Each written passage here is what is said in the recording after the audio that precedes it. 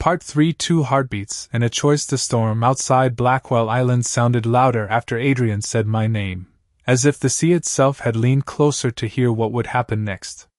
Victor's smile disappeared, but Adrian did not raise his voice, and that made the hallway feel smaller than any locked room. Men moved in the dark beyond us, footsteps controlled, orders spoken so quietly they were almost swallowed by the rain. There was no chaos, no shouting, no ugly display of power. That was not Adrian's way. His empire did not need to prove itself loudly. Within minutes, Grace had guided the guests into the interior salon, the backup lights glowed along the baseboards, and Victor Caldwell was surrounded by Blackwell security with his hands visible and his face pale beneath the emergency light. He looked at me once before they escorted him away, not with apology, not even with shame, but with disbelief, as if the tool he had chosen had somehow learned to speak. I wanted to feel victorious. Instead, I felt empty. The file in the penthouse, the dinner, the man outside the window, the way my uncle had spoken about me as if I had never been a person at all, it all pressed down on me until my knees nearly failed. Adrian felt it before I admitted it. His hand tightened around mine, firm but careful. "Come with me," he said. I almost laughed. "You really do love giving orders. Only when you look like you are about to disappear standing up." That stopped me. There was no mockery in his voice. No strategy. No audience. Just a quiet truth I did not know how to receive. He led me away from the hallway, through a side door, and into a library I had not seen before. It was the warmest room in the house, lined with dark wood shelves, amber lamps, and tall windows looking out over the restless Atlantic. The storm blurred the world beyond the glass until the island seemed to float alone in the dark. Adrian released my hand only to light the fireplace. I stood in the center of the room, still wearing the white dinner jacket Grace had chosen for me, feeling like a ghost who had walked into someone else's life. "How long was Victor planning this?" I asked. Adrian stayed facing the fire. "Months. Maybe longer. And you thought marrying me was protection?" "At first." My throat tightened. "At first." He turned then, and the firelight softened nothing about him except his eyes. "At first, you were the only way to keep the Caldwell name from being taken apart by people who would have destroyed it quietly. Then you walked into my office, stole my file, challenged me in front of my own men, and noticed I had not eaten breakfast." I looked away because that memory felt too intimate for how small it was. "That does not mean anything." "It meant something to me." Silence settled between us, not cold this time, but fragile. Adrian reached for the ring on his own hand and slowly removed it. For one painful second, I thought he was ending everything right there in that room while the storm covered the sound of my heart breaking. Then he took my hand and slid my ring off too. "The first time," he said, his voice lower now. "These were terms." He placed both rings on the table between us. Two circles of gold in the firelight. "I do not want terms." My breath caught. "Then what do you want?"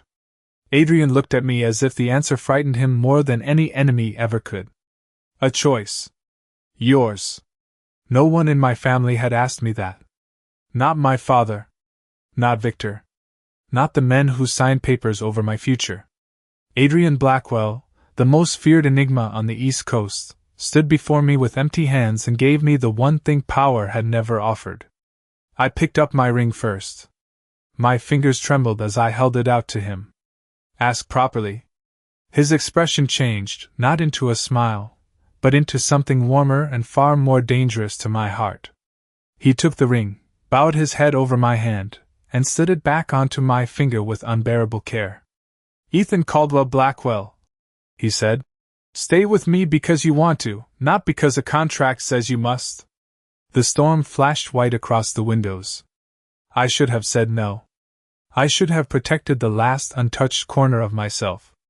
Instead, I reached for his ring and returned it to his hand. "Just for tonight," I whispered. Adrian did not pull me closer. He waited. So I stepped into the space between us on my own, and when the fire burned low and the storm softened to rain, The marriage that had begun on paper became something neither of us knew how to name. 3 weeks after the storm on Blackwell Island, Boston looked different from the penthouse windows. The harbor was still gray, the streets still glittered after rain, and Adrian still left before sunrise some mornings with his coat over one arm and a wall of silence around him, but the cage no longer felt quite as cold. He did not become gentle in any obvious way.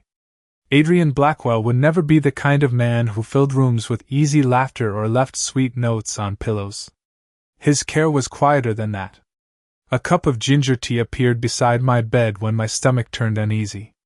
The thermostat was adjusted before I complained about the chill.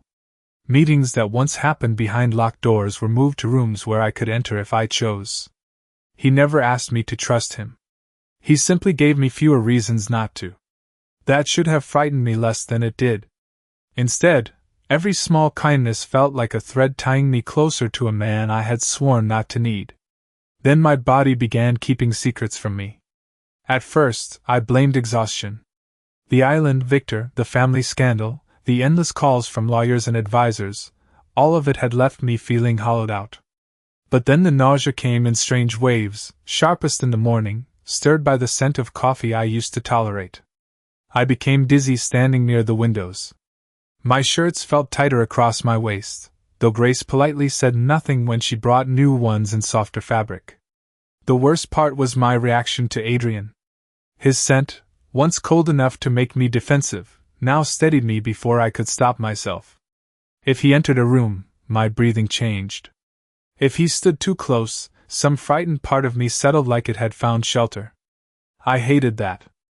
I wanted my heart to be smarter than my instincts. One afternoon, I woke from an uneasy nap and found the other side of the bed untouched but warm with the memory of him. A folded jacket rested over the chair, left behind in his hurry. His phone was gone, his watch was gone, but a slim folder sat on the desk near the window. I should have ignored it. I had already learned that Blackwell secrets had teeth. But then I saw my name printed on the top page beside 2 words that stole the warmth from my hands. Termination agreement. My vision narrowed. The document was formal, clean, and cruel in the way only legal language could be. Dissolution of contractual obligations. Transfer of protective custody. Continuation of medical oversight if necessary. I read those phrases until they stopped being English and became something colder. He was ending it. He was ending us. I was still holding the folder when Adrian's voice came from the hallway, speaking to Dr. Mason Blackwell. It has to be done before the families meet. I want the contract finished tonight. Mason answered too softly for me to hear, but Adrian's reply was clear. No more delays. Ethan deserves the truth. The truth. I almost laughed, but it came out as a broken breath. He had asked me to stay by choice, then prepared to cut me loose with paperwork before I even understood why my hands shook every morning. I did not confront him. Pride can be a foolish shield, but sometimes it is the only one left. I packed one small bag, took the old Caldwell town car Grace had not known still recognized my fingerprint, and drove through the evening rain to the private chapel where our marriage had begun. I told myself I went there because it was neutral ground. That was a lie. I went because if Adrian Blackwell was going to erase me, I wanted him to do it in the same place where he had first written his name over mine. By the time I reached the church, my stomach was twisting, my skin was cold, and every candle along the aisle looked like a warning. Our families were already gathered when Adrian arrived, his face pale with a panic I was too hurt to understand. He walked toward me as if the whole world had narrowed to the space between us. I touched my abdomen without thinking, and for the first time, fear whispered a possibility my heart was not ready to hear. The moment Adrian stepped through the chapel doors, every voice in the room seemed to lose its courage. Rain followed him in. Silver streaks across the shoulders of his black coat, and for once, the most controlled man I had ever known looked undone. His eyes found mine at the altar, then dropped to the folder in my hand, and the fear on his face cut deeper than the papers ever had. Ethan, he said, not like a warning, not like an order, but like my name was the only thing keeping him standing. I lifted the termination agreement between us. Were you going to tell me before or after you erased me? A murmur moved through both families. My father stood near the front pew, pale and silent. Blackwell advisors watched Adrian with careful alarm. Even Victor, seated under guard at the back after everything he had done, looked interested enough to smile. Adrian walked toward me slowly, as if any sudden movement might make me vanish. That document was never meant to end our marriage. I laughed once, though my throat hurt. It says dissolution. Of the contract, he said. Of the arrangement your family made. Of every clause that turned you into an obligation instead of a choice. The room went still. Adrian reached into his coat and took out another set of papers, thicker, already signed. I was going to end the business agreement tonight. Publicly. Then ask you to stay with me without a debt, without a family bargain, without my name being used as a cage. I wanted to believe him so badly it frightened me. My hand tightened over my abdomen as another wave of dizziness rolled through me. Adrian saw it, and the color drained from his face. Mason, he said sharply. Dr. Mason Blackwell hurried forward, his medical bag already in hand. I tried to tell him I was fine, but the chapel tilted, the candles stretched into golden lines, and Adrian caught me before my knees touched the floor. He lowered me onto the front pew with a care so fierce it silenced every whisper. Mason checked my pulse, asked 3 questions, then opened a small portable scanner from his bag. The seconds that followed felt endless. Rain tapped against the stained glass. Adrian knelt beside me in his expensive suit, one hand wrapped around mine like he had forgotten the whole room was watching. Mason looked at the screen. Then looked again, his professional mask cracking. Ethan, he said gently, you are pregnant. The chapel disappeared around me. All I could hear was Adrian's breath stopping. I expected calculation, triumph, possession, some shadow of the empire everyone feared. Instead, he bowed his head over our joined hands and whispered, Are you all right? Not is the baby mine. Not what does this mean for the family. Just me. Tears blurred my vision before I could stop them. Then Mason's eyes widened at the screen. There is more, he said. Adrian went perfectly still. Mason turned the monitor slightly, his voice quiet with wonder. 2 heartbeats. A sound moved through the chapel, shock folding into awe. My father covered his mouth. Victor's smile vanished. Adrian stared at the screen as if the universe had placed something holy in a room built for contracts. Then he stood, still holding my hand, and faced both families. His voice did not rise, but every person heard him. The contract is finished. The debt is finished.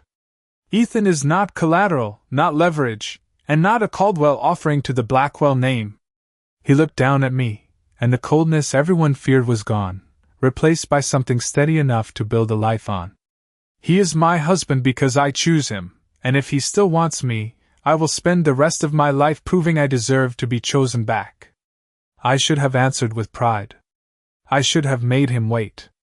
But one of the tiny heartbeats flickered on the screen, then the other, and all the loneliness I had carried since the wedding cracked open at once. I held out my hand. Adrian took it like a vow. Take me home, I whispered. His thumb brushed my ring, warm and trembling. Wherever you are, he said. That is where home begins.